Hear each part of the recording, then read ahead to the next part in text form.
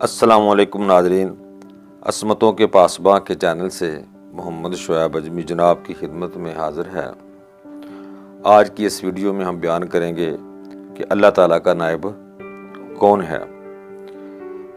تو اللہ تعالیٰ نے قرآن پاک میں ارشاد فرمایا وَإِذْ قَالَ رَبُّكَ لِلْمَلَائِكَةِ إِنِّي جَاعِلٌ فِي الْأَرْضِ خلیفہ، کہ جب ہم نے کہا کہ میں ایک زمین میں اپنا ایک نائب بنانے والا ہوں، تو یہاں یہ سوال یہ پیدا ہوتا ہے کہ آیا یہ سعادت محض آدم علیہ السلام کو حاصل تھی یا ہر انسان خدا کا نائب ہو سکتا ہے؟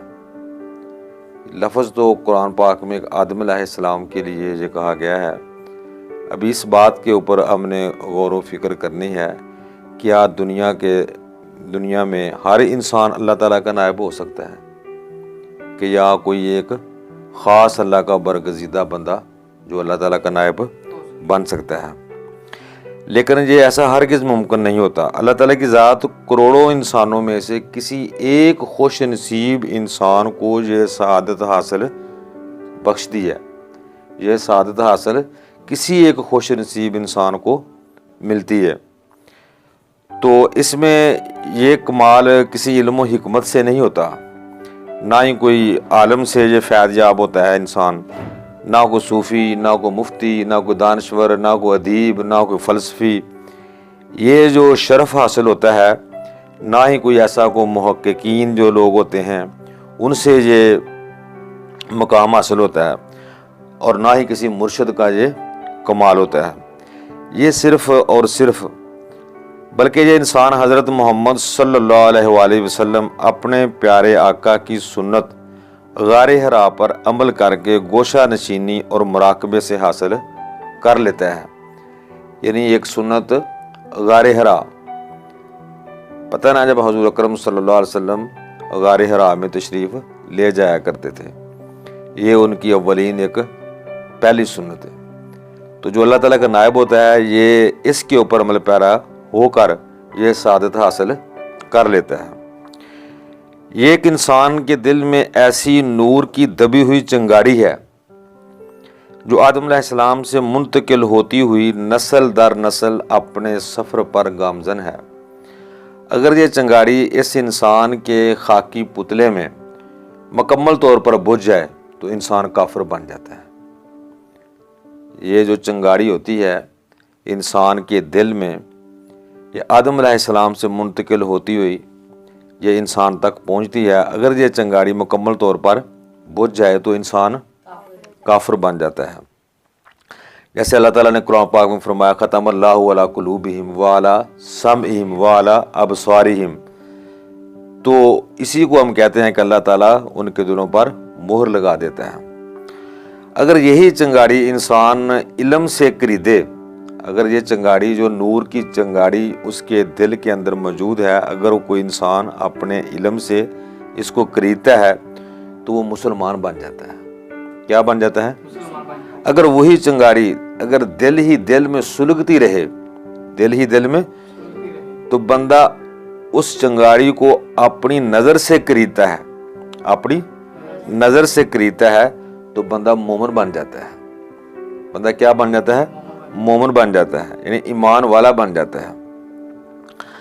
اگر اس نور کی چنگاڑی کو قدرت خود ہوا دے تو یہ نور کی چنگاڑی اپنے خاکی وجود کو مکمل جلوہ افروز کر لیتی ہے۔ اگر اللہ تعالیٰ کی ذات کا اس کے اوپر نظر کرم ہو تو یہی نور کی چنگاڑی کیا کر لیتی ہے؟ خود بخود جلوہ افروز ہو جاتی ہے۔ تو اگر یہ چنگاڑی دنیا کی نظر سے اوجھل ہو جائے تو وہ اللہ تعالیٰ کی ذات بن جاتی ہے، تو وہ ایک حقیقی ذات بن جاتی ہے۔ یعنی نائب کے بعد اللہ تعالیٰ کی ایک حقیقی ذات ہوتی ہے۔ اللہ تعالیٰ کے نائب کو نہ دنیا کا غم ہوتا ہے نہ آخرت کا غم ہوتا ہے۔ اس کو دوزخ کا ڈر، جنت کا لالچ، جو اللہ تعالیٰ کا نائب ہوتا ہے اس کو نہ دوزخ کا ڈر ہوتا ہے نہ جنت کا لالچ ہوتا ہے۔ اس کو یہ جو دنیا کا غم نہ آخرت کا غم ہوتا ہے۔ گناہ کا تصور ہی دل سے مٹ جاتا ہے، اس کے دل میں گناہ کا تصور مٹ جاتا ہے، یعنی کبھی اس سے گناہ سرزد نہیں ہوتا، بہشت کے انعامات اور دوزخ کے عذاب سے مبرہ ہو جاتا ہے، یعنی بری ہو جاتا ہے، بہشت کے انعامات اور دوزخ کے عذاب سے وہ مبرہ ہو جاتا ہے، اور اپنی ذات کو ایک ادنا سی مخلوق سمجھتا ہے، وہ اپنے ہی وجود کا نظارہ کرتا رہتا ہے، وہ اپنے ہی وجود کا نظارہ کرتا ہے، وہ اپنے ہی دل کا دیوانہ ہو جاتا ہے، وہ اپنے ہی دل کا دیوانہ ہوتا ہے، یعنی کسی کے دل کا دیوانہ نہیں بنتا، بلکہ وہ اپنے نفس کے اوپر وہ کھیلتا رہتا ہے۔ دماغ دنیا کے لیے سوچتا ہے، دماغ دنیا کے لیے سوچتا ہے، وہ دماغ کے لیے سوچتا رہتا ہے کہ یہ کیا ہے، وہ انسان دماغ کے لیے سوچتا ہے کہ یہ دماغ کیا ہے۔ آنکھ قدرت کو تو دیکھتی ہے، خود کو کیوں نہیں دیکھ پاتی؟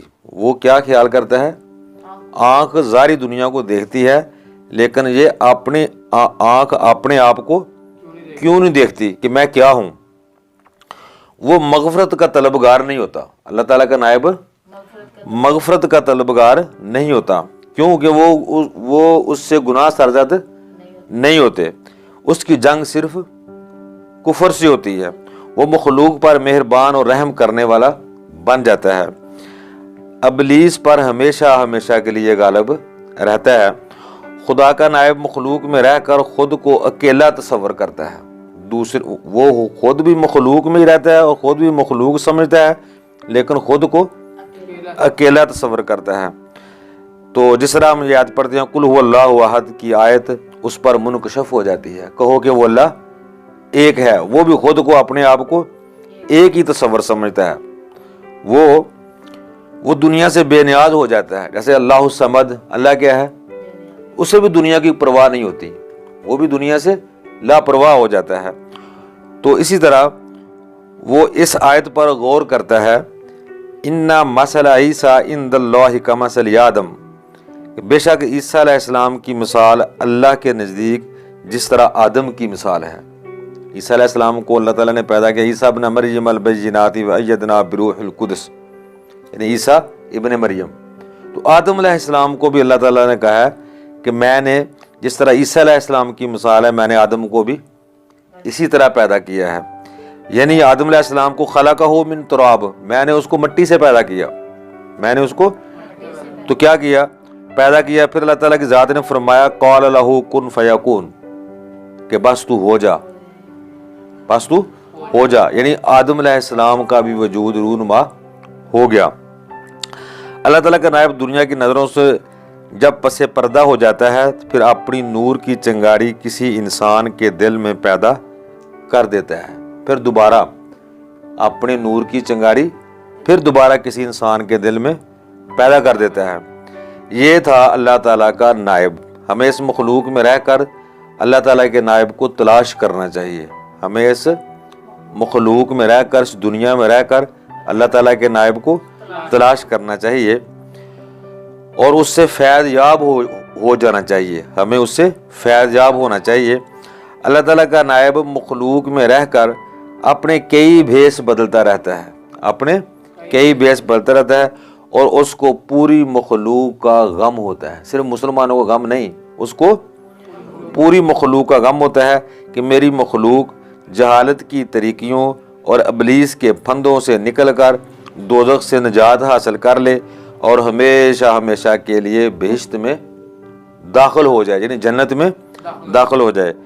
تو یا ایتھا النفس المطمئنہ، یا ایتھا النفس المطمئنہ، اے اطمینان والی روح، ارجعی الی ربک راضیۃ مرضیہ، اپنے رب کی طرف واپس ہو جا یوں کہ تو اس سے راضی، وہ تجھ سے راضی، فادخلی فی عبادی وادخلی جنتی، فادخلی فی عبادی، میرے بندوں میں داخل ہو جا، فادخلی جنتی، اور میری جنت میں داخل ہو جا۔